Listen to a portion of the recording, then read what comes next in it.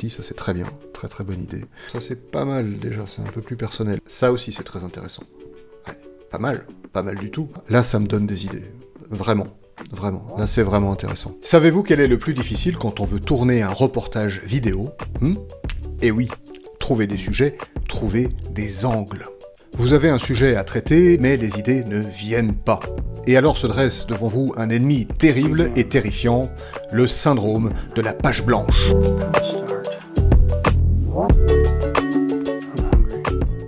Par quel bout prendre le sujet? Comment le rendre intéressant? Que et qui filmer? Si seulement quelqu'un pouvait nous aider dans ces moments-là, ce serait vraiment bien, n'est-ce pas?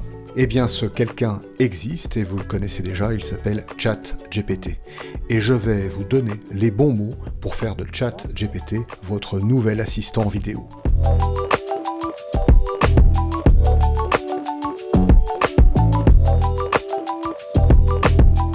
Le reportage vidéo est l'un des formats les plus riches, les plus complets et les plus intéressants à réaliser. Le principe est simple, on recueille un ou plusieurs témoignages qu'on illustre avec des plans. Si on lui parle gentiment, ChatGPT peut nous apporter une aide considérable pour trouver des idées et nous aider à bien préparer nos sujets vidéo.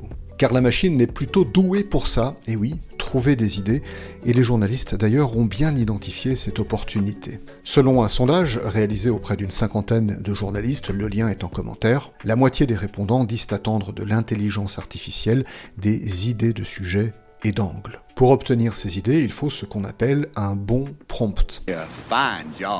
Un prompt, c'est une série d'instructions par laquelle on donne des informations à la machine. L'objectif, qu'elle nous comprenne le mieux possible.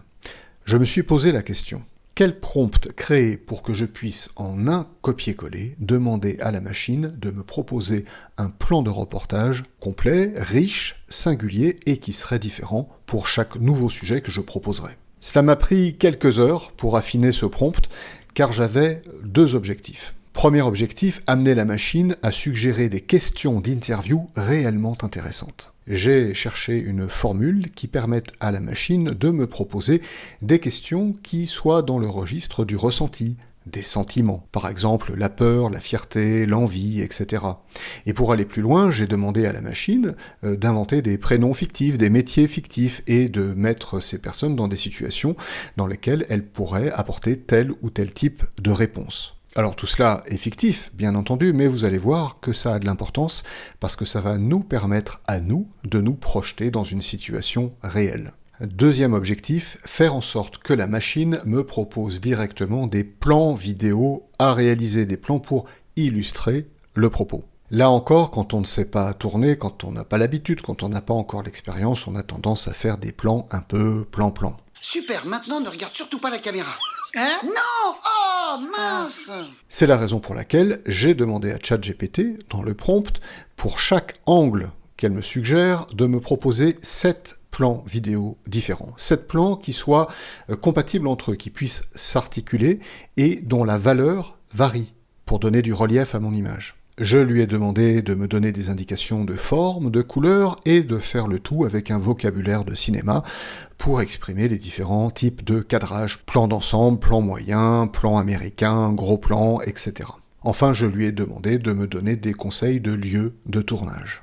J'ai créé un prompt pour que vous n'ayez à faire qu'un copier-coller, et à chaque fois que vous appuyez sur le bouton, eh bien, ChatGPT vous posera la question « Quel est votre sujet et quel est l'objectif de la vidéo ?» Donc ça, il faut que vous le sachiez, le sujet, la thématique, et puis la raison pour laquelle vous voulez faire votre vidéo. C'est à partir de ces informations-là que la machine est capable de vous créer ce plan de reportage vidéo. Mon prompt était enfin prêt, il s'agissait à présent de le tester pour voir s'il fonctionne. Je l'ai testé sur différents sujets d'actualité, comme pour de vrai, comme si j'étais réellement journaliste, mais ce qui m'intéresse, pour vous bien entendu, c'est de savoir si ce prompt peut être appliqué à un sujet qu'on fait pour son entreprise ou pour son organisation en communication. Il me fallait donc un cas réel. Il s'agit d'une compétition d'artisanat organisée par la Chambre de métiers et de l'artisanat de Bretagne, et ce sujet a réellement été fait, il a réellement été traité, et donc rétrospectivement, j'aimerais bien savoir ce que la machine aurait pu me suggérer. Peut-être en préambule, j'utilise ici GPT-4, qui est la toute dernière version de GPT. Si vous y avez accès, utilisez-la, elle est bien meilleure que la 3. Donc je vais copier-coller mon prompt, et je fais entrer. En principe, donc, il devrait me demander quel est mon sujet et quel est l'objectif de la vidéo. Oui, j'ai bien compris votre demande, me dit-il. Pour commencer, pouvez-vous me préciser quel sujet vous souhaitez couvrir et quel est l'objectif de la vidéo? Donc, c'est très bien. Et maintenant, je vais rentrer, indiquer quel est le sujet que je veux traiter. Alors, pour gagner du temps, le sujet, je l'ai déjà écrit, et je vais simplement le coller. Voici le sujet. L'organisation d'un concours annuel appelé Compétition des métiers filière alimentaire, organisé par la Chambre de métiers et de l'artisanat de Bretagne. Les jeunes réalisent des plats dans leurs différentes spécialités, charcuterie, pâtisserie, boulangerie, etc. Ils sont encadrés par leur maître. L'objectif de la vidéo est de valoriser le travail des apprentis artisans qui y participent et ce que l'artisanat peut produire de meilleur. Voilà. Et bien c'est parti, on va appuyer sur Envoyer et on va voir ce que la machine va nous rendre. Go! Voilà, merci pour ces informations. Voici 3 angles originaux pour aborder le sujet de la compétition des métiers. Alors, angle numéro 1, le parcours des apprentis artisans. Ok, très bien. Donc, les interviews. Interroger les apprentis sur leur parcours, leur choix d'intégrer l'artisanat, leur motivation pour participer à cette compétition. Poser les questions telles que « Pourquoi avez-vous choisi de devenir artisan dans la filière alimentaire ? Qu'est-ce qui vous motive à participer à cette compétition ? Ok, bon, ça c'est assez basique, mais quel est le sentiment dominant lorsque vous participez à ce concours? Ça c'est pas mal déjà, c'est un peu plus personnel. Exemple de réponse, je m'appelle Laura, je suis apprentie pâtissière, j'ai toujours été passionnée par la création de gâteaux et de douceur. Cette compétition est pour moi l'occasion de montrer ce que je sais faire et d'apprendre de mes pairs. Je suis très fier de participer à cet événement. Bah, c'est pas mal, c'est pas mal. C'est vrai que si on avait ça, eh bien, on aurait déjà une bonne base. Au niveau des plans vidéo, qu'est-ce que ça nous propose? Plan d'ensemble, les apprentis travaillant sur leur spécialité dans leurs ateliers respectifs.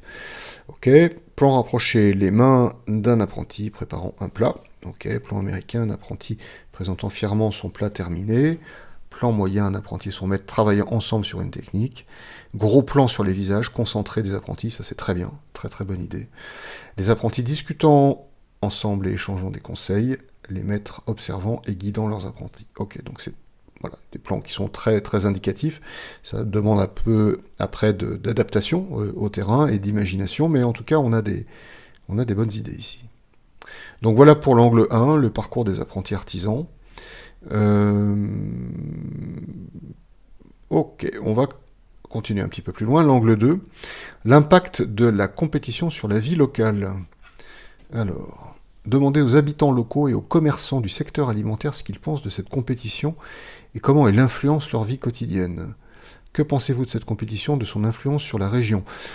Bon, là je suis pas sûr que ce soit un angle très intéressant parce que je suis pas certain que ça ait la moindre influence sur les habitants, sur les commerçants à la limite et encore.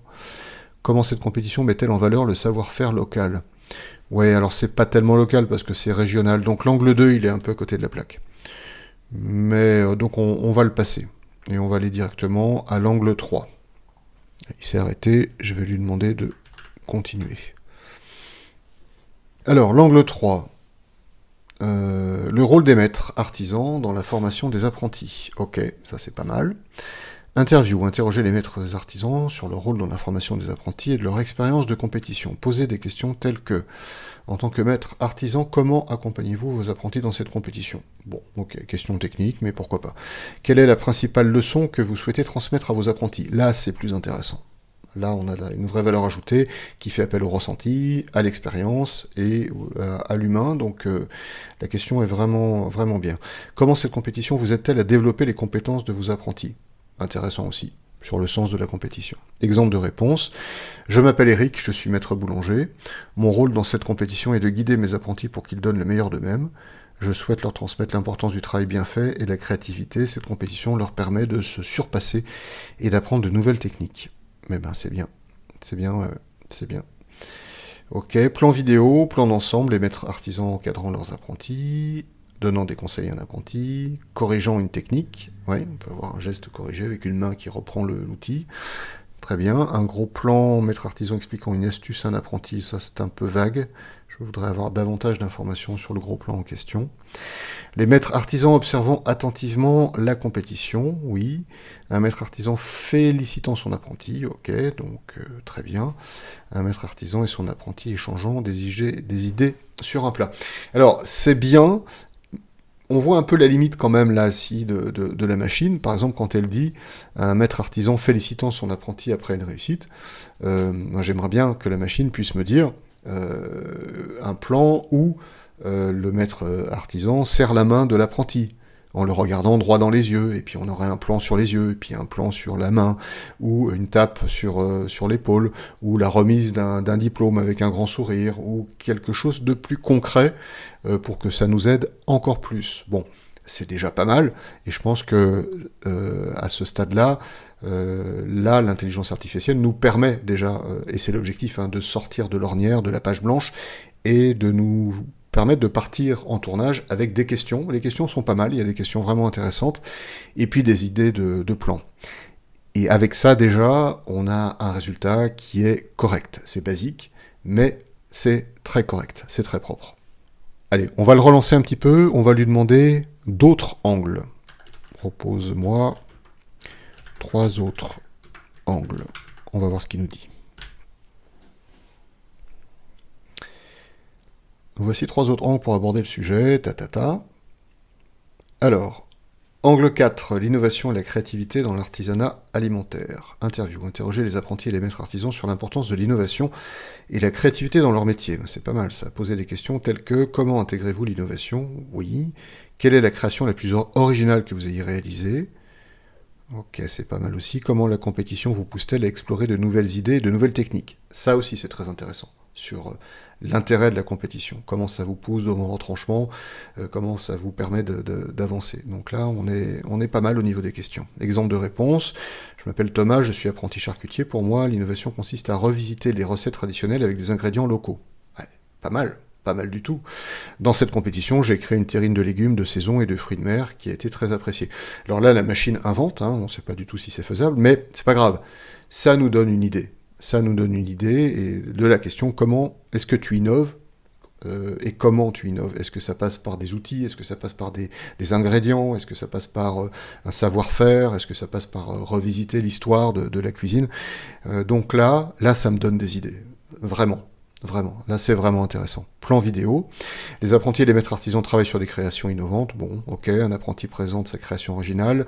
Les détails d'une création innovante et originale, en montrant pourquoi elle est originale. Par exemple, on parlait tout à l'heure d'une terrine faite à base de fruits de mer. Bon, on pourra avoir un gros plan, par exemple, sur la terrine. Est-ce qu'il y a une décoration faite à partir de formes de coquillages, que sais-je.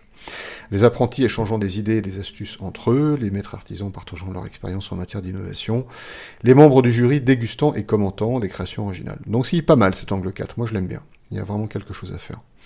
La transmission des savoir-faire traditionnels, donc angle 5, interroger les maîtres artisans et les apprentis sur l'importance de préserver des savoir-faire traditionnels. Pourquoi pas? Pourquoi est-il important de préserver, de transmettre? Bon, on se doute un peu de la réponse, c'est un peu bateau.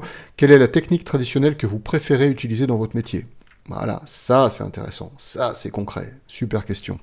Comment la compétition vous permet-elle de valoriser ces savoir-faire? Très bien aussi. Exemple, je m'appelle Marie, je suis maître pâtissière, la transmission de savoir-faire traditionnel est essentielle pour préserver notre patrimoine, blablabla.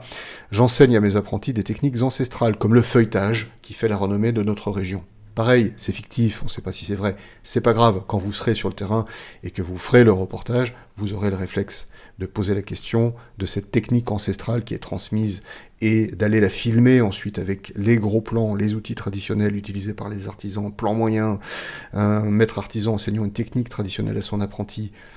Voilà, des maîtres artisans discutant de l'importance de la transmission des savoir-faire. Vous voyez? Allez, on va s'arrêter là. Là, il s'est arrêté aussi tout seul.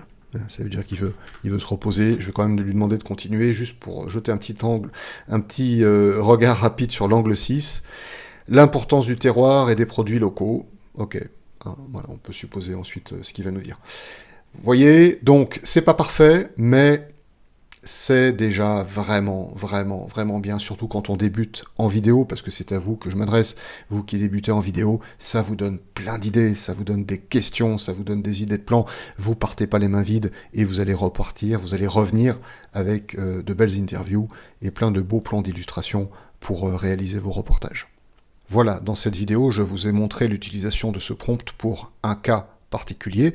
Ce que je vous propose, c'est de récupérer ce prompt, de faire un copier-coller, et de l'essayer chez vous avec ChatGPT. Encore une fois, ça marche mieux avec ChatGPT 4 qu'avec la version 3. C'est plus précis, c'est plus intéressant. Essayez ce prompt avec vos sujets, dites-moi ce que vous en pensez, faites-moi des retours, et puis abonnez-vous soit à YouTube, soit à la newsletter, les liens sont en description.